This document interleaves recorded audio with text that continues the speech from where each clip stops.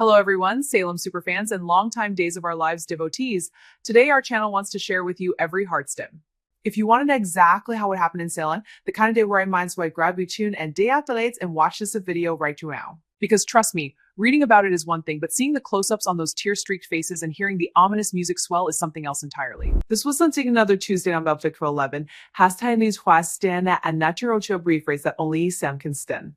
Let's dive right in, because the biggest bombshell of the day centered on young Holly Jonas, and oh my goodness, has she been acting strangely lately. Those of us who've watched her grow from a precocious little girl into this beautiful, complicated young woman know that Holly doesn't do subtle very well. She's always worn her heart on her sleeve, whether it was the pain of losing her father Daniel years ago, the complicated bond with her mother Nicole, or the roller coaster romance with Tate Black that has had us all glued to our screens.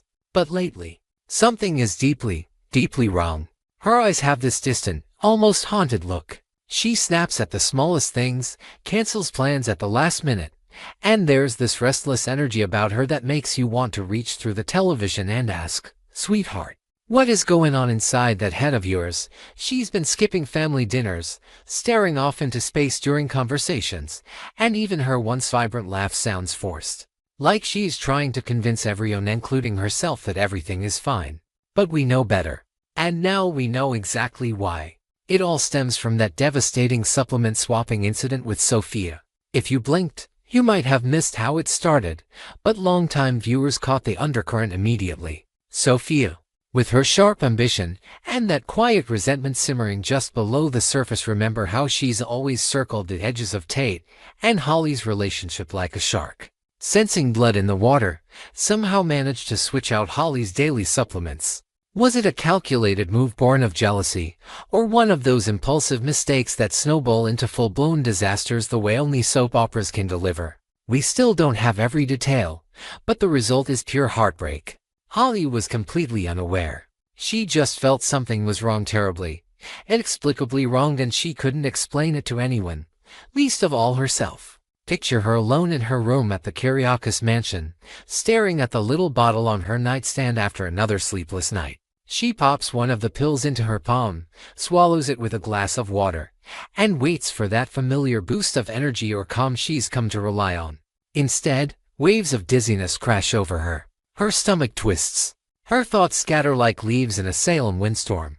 Mood swings hit her like freight trains, and minutes she's laughing with friends at the Brady pub, the next she's fighting back tears for no reason at all. She tells herself it's stress from school, pressure from her complicated family dynamics, maybe even lingering anxiety from everything she's survived in her young life. But deep down, Holly knows her body is betraying her, and the fear in her eyes when she catches her reflection in the mirror is something no actress could fake. It's raw, it's real, and it's tearing her apart.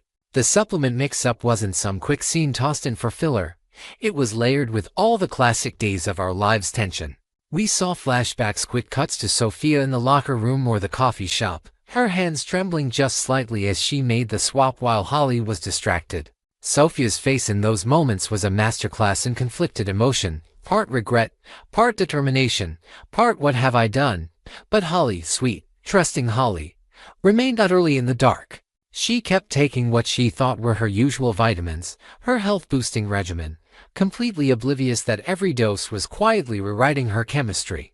The physical toll was brutal to watch. Her hands shook when she tried to text Tate. She lost her appetite at the family table, pushing food around her plate while Maggie watched with that signature Horton concern etched across her face. And emotional whiplash. Devastating. One scene had Holly standing in the square, the sun filtering through the trees the way it always does in Salem, and she suddenly doubled over as if the world was spinning. She recovered quickly, plastered on a smile for passersby, but we saw the terror in her eyes. This wasn't just teen girl drama. This was something sinister creeping in, and Holly was fighting it alone without even knowing the enemy. Meanwhile, Maggie noticed it. Of course she did. Maggie Horton Kiriakis doesn't miss a beat when it comes to her family. She's buried husbands, raised generations, survived addictions and heartbreaks that would break lesser women, and her radar for trouble is legendary.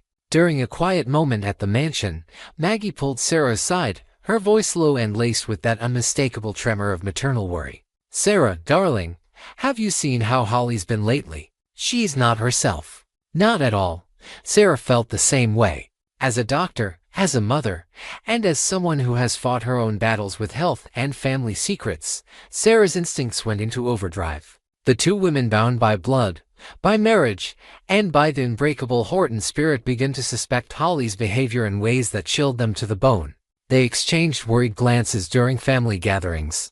They whispered in the hallway outside Holly's room, piecing together the symptoms, the mood swings, the withdrawal, the unexplained fatigue. Soon their anxiety grew serious, deadly serious. You could see it in the way Maggie's hands twisted her famous handkerchief, and the way Sarah's medical mind raced through possibilities even as her heart broke. They even started wondering if Holly was relapsing.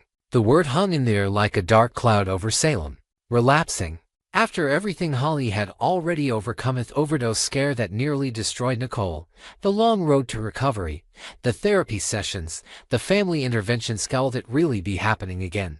Maggie's voice cracked as she said it out loud. I pray I'm wrong, Sarah, but I've seen this before. The signs there too familiar.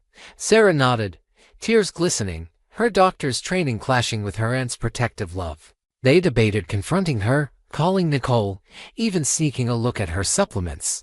The tension between them was palpable, the kind of quiet desperation that Days of Our Lives does better than anyone.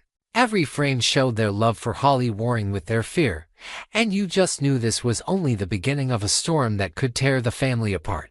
Speaking of Tate, the poor kid looked like he was carrying the weight of the world on his shoulders.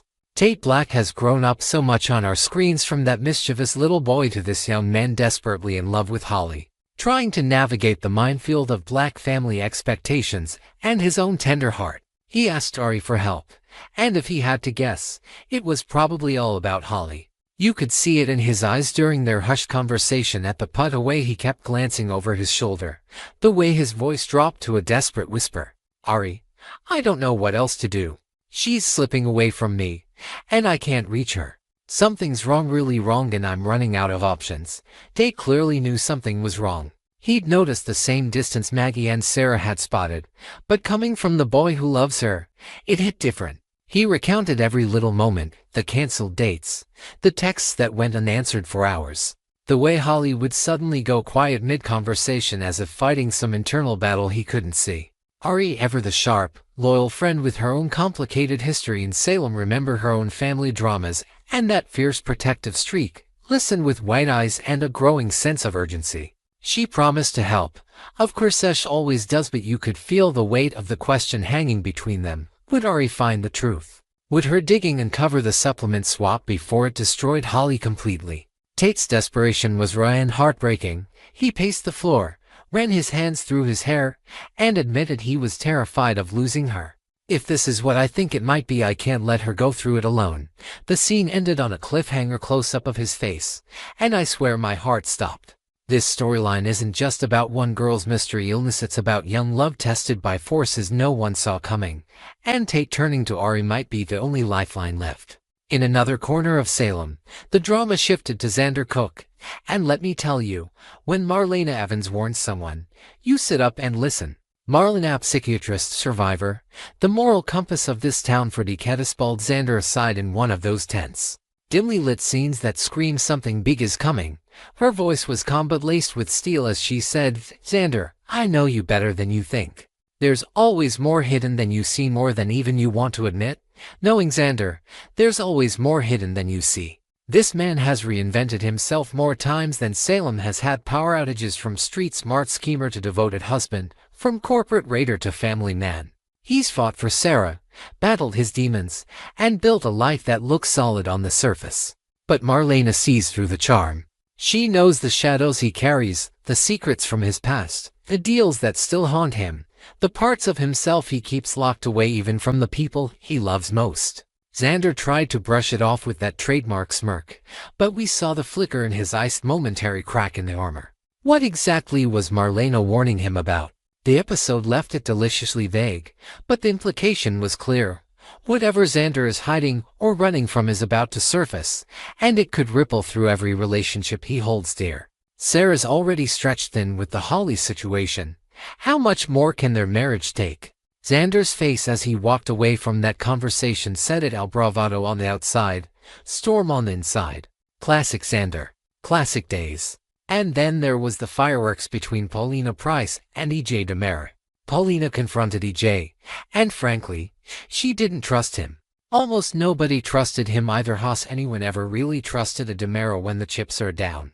Paulina, the fiery mayor of Salem, stormed into the DiMera mansion, or was it the square? The tension made the location irrelevant with all the force of a woman who has clawed her way through cancer, political battles, and enough family secrets to fill a library. I know you're up to something, EJ, she declared, her voice booming with that signature Paulina power. And I'm not leaving until I find out what it is. Whatever EJ was plotting, Paulina was determined to find out the truth. EJ, smooth as ever in his tailored suit, tried that signature DiMera deflection charm mixed with veiled threats, but Paulina wasn't having it. She laid out every reason she and the rest of Salem has to doubt him: the past manipulations, the corporate takeovers, the way he always seems to land on his feet no matter who he hurts. The confrontation crackled with electricity. Close-ups captured Paulina's flashing eyes and EJ's calculating stare. You could feel the history between them: grudges, the uneasy alliances, the knowledge that EJ's schemes rarely stay contained. Is he targeting Paulina's family, Chanel and Johnny? Or something bigger involving the hospital, the police department, or yet another power grab at DiMera Enterprises? Paulina left the scene with her head held high, but the look she shot over her shoulder promised war. And EJ, that small, satisfied smile as the door closed behind her, told us everything. The game is far from over. Folks, that's what happened on March 4th, kind of day that reminds us why days of our lives has endured for decades. Holly's silent struggle, Maggie and Sarah's mounting fear, Tate's desperate reach for help, Xander's veiled warnings, and Paulina's bold stand against EJ's shadows. These threads are weaving together into something massive. Will Holly discover the supplement swap before it's too late? Will Ari's investigation expose the truth and save her friend? Can Maggie and Sarah protect the next generation without tearing their own family apart? Will Xander's hidden layers finally catch up to him? And how far will Paulina go to bring EJ down? The answers are coming, and they're going to shake Salem to its core. If you haven't watched yet, pause everything and hit play on this video. Rewind, rewatch, feel every emotion again, because that's what we do here. We live for these moments. Drop your theories in the comments. Who do you think is most in danger right now? What's EJ really planning? And how long until Holly learns the truth? Our channel will be back with more recaps, theories, and behind-the-scenes insights, because Salem never sleeps, and neither do we. Until next time, stay dramatic, stay loyal, and remember, in Salem, nothing is ever what it seems. Thanks for watching. We'll see you in the next episode. Take care, everyone.